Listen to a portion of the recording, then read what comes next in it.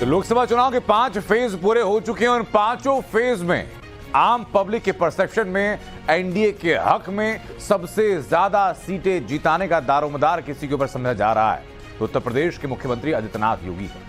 5 phase की voting के बाद यूपी को लेकर के मुख्यमंत्री योगी आश्वस्त हैं। सभी सीटों पर जीत का भरोसा है कि 80 की 80 सीटें लोकसभा चुनाव के बाद एनडीए के बीजेपी के हक में होंगी। लेकिन यूपी में बीजेपी के लिए वोट की गोलबंदी करने के साथ योगी पूरे देश भर में घूम रहे हैं। उत्तर से लेकर दक्षिण तक पिछले 51 दिनों में योगी आदित्यनाथ 146 रैलियां और मीटिंग्स कर चुके हैं। हर रैली में अपने अंदाज में विरोधियों पर प्रहार कर रहे हैं और लोगों का कहना यही अंदाज, यही प्रहार बीजेपी के लिए टर्निंग पॉइंट साबित होगा।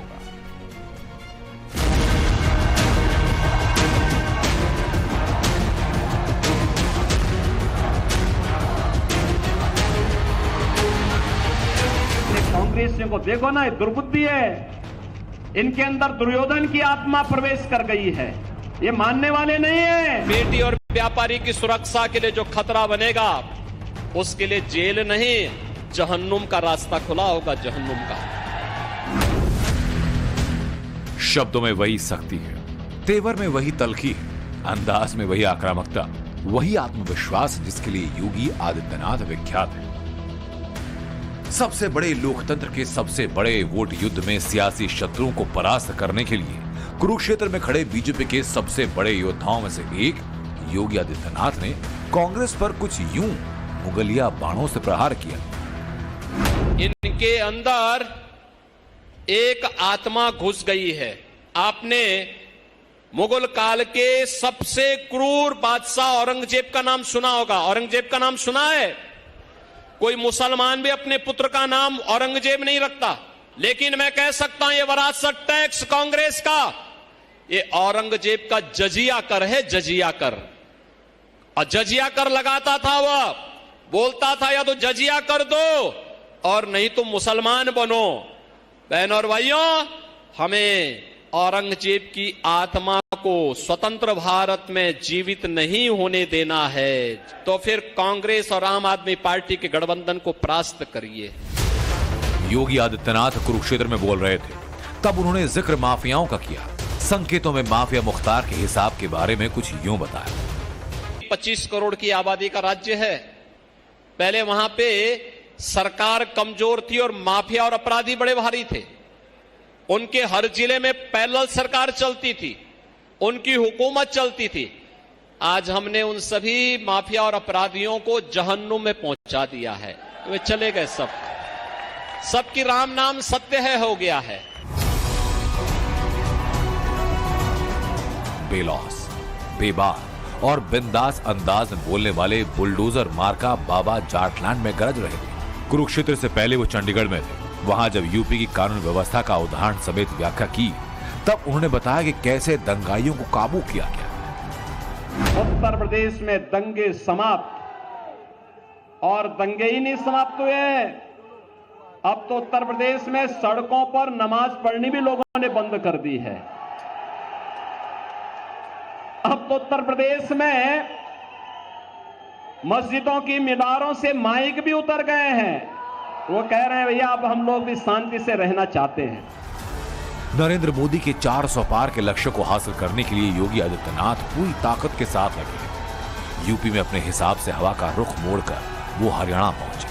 वहां उन्होंने चंडीगढ़ से लेकर कुरुक्षेत्र और फिर सिरसा में रैली की, जहां बुलडोजर से स्वागत हुआ योगी आदित्यनाथ का। एक रोज पहले ही यहां पर बुलडोजर रैली निकाली गई उनके सम्मान में, और जब सिरसा की धरती पर पहुंचे तो स्वागत में बुलडोजर था।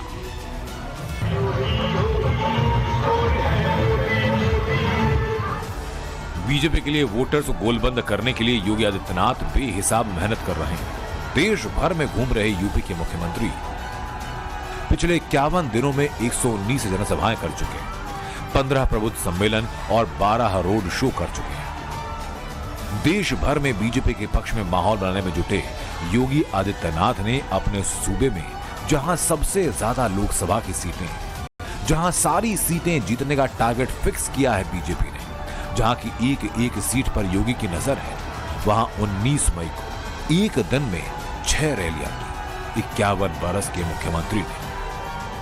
सुबह 10:30 बजे आजमगढ़ पहुंचे, वहां से लालगंज पहुंचे, उसके बाद 12:30 बजे जौनपुर, उसके बाद फूलपुर में रैली की, राजा भैया के गढ़ प्रतापगढ़ में रैली की और सबसे आखिर में इलाहाबाद के वोटर्स को साधा।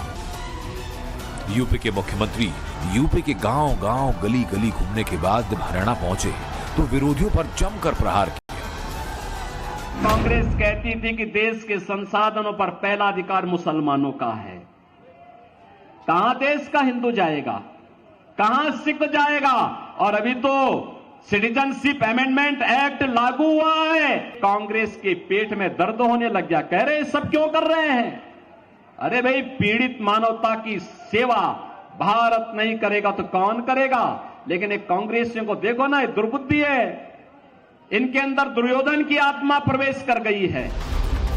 बीजेपी के लिए वोट मांगने योगी आदित्यनाथ न सिर्फ हरियाणा और दिल्ली में घूम रहे हैं, बल्कि कमोबेश पूरे देश में उनकी डिमांड है। यूपी की कमोबेश हर सीट पर योगी घूम चुके हैं।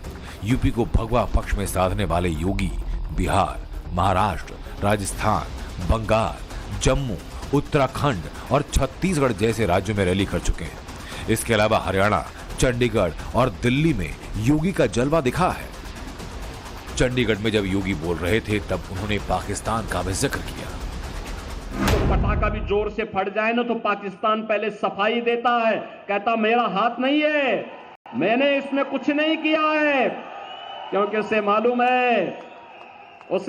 है ये नया भारत है, छेड़ता नहीं है, लेकिन कोई छेड़ता है तो छोड़ता भी नहीं है। और इसीलिए पाकिस्तान पहले सफाई दे देता है। दम होनी चाहिए, और दम आज मोदी जी के नेतृत्व में भाजपा की सरकार ने दिखाने का काम किया। 27 मार्च से वोट युद्ध में उत्तर प्रदेश के मुख्यमंत्री कमोबेश हर रोज शहर शहर नाप रहे हैं।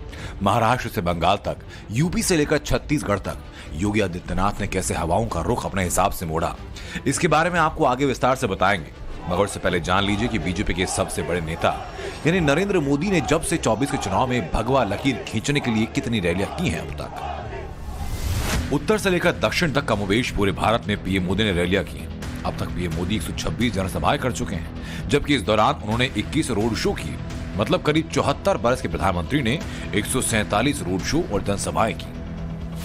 अपने भगवा राजनीति के मौजूदा पूर्वाधा के नक्शे कदम पर चलते हुए योगी आदित्यनाथ ताबड़तोड़ रैलियां कर रहे हैं। एक और पीएम मोदी एंटी इनकम्बेंसी को ध्वस्त कर बीजेपी के लिए नैरेटिव सेट कर रहे हैं, तो दूसरी ओर योगी आदित्यनाथ शाब्दिक लकीर खींच रहे हैं। हवा का रुख मोड़ने के लिए बीजेपी के इस योद्धा ने अपनी रैलियों के दौरान यूपी के एंटी माफिया वाला मैसेज दिया, फातेहा वाले हथियार से विपक्ष पर प्रहार किया, मंगलसूत्र वाले आरोप को विस्तार दिया, राम मंदिर को लेकर विपक्ष को घेरा, अखंड कश्मीर वाली थ्योरी दी।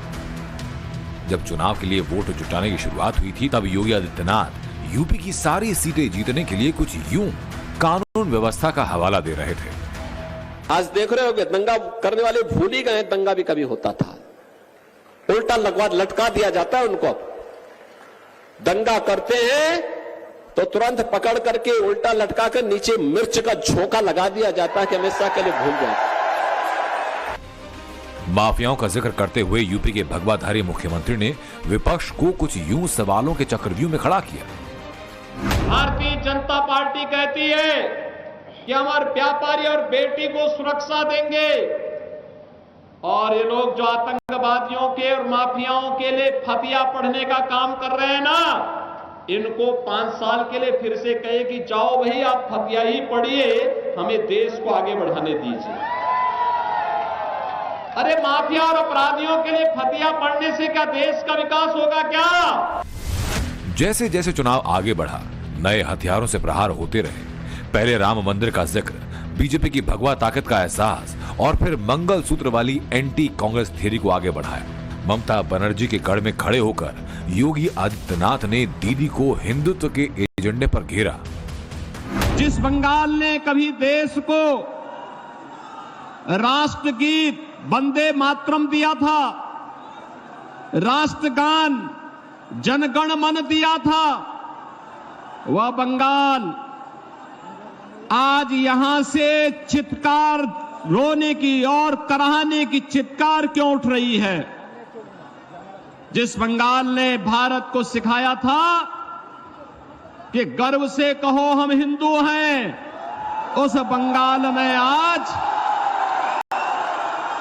हिंदू परंपरा और संस्कृति को रौंदने का प्रयास सत्ता के संरक्षण में कैसे हो रहा है, यह देख करके अंतःकरण हमारा अत्यंत गर्वित होता है।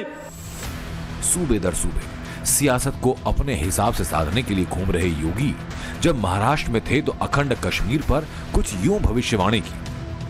पाकिस्तान को, पाक अधिकृत कश्मीर को बचाना मुश्किल हो रहा है। आप देखना, चुनाव के बाद मोदी जी को तीसरी बार प्रधानमंत्री बनने दीजिए, अगले 6 महीने के अंदर आप देखेंगे कि पाक अधिकृत कश्मीर भी भारत का हिस्सा हुआ। जिस अंदाज में योगी बोलते हैं उसी अंदाज में बिना थके, बिना रुके, बिना ठहरे लगातार रैली कर रहे हैं। 51 बरस के योगी 51 दिनों में करीब 150 रैलियां कर चुके हैं। मगर 85 साल के अखिलेश यादव ने सिर्फ 55 जनसभाएं और 8 रोड शो। उनके साथ मिलकर लड़ रहे 53 साल के राहुल गांधी अब तक 50 जनसभाओं में दिखे, जबकि 5 रोड शो में वोट मांगा। अंदाजा लगाइए कि योगी के मुकाबले अखिलेश और राहुल गांधी कहां ठहरते हैं। दोनों को मिलाकर जितनी रैलियां हुई उससे कहीं ज्यादा योगी अकेले कर चुके हैं।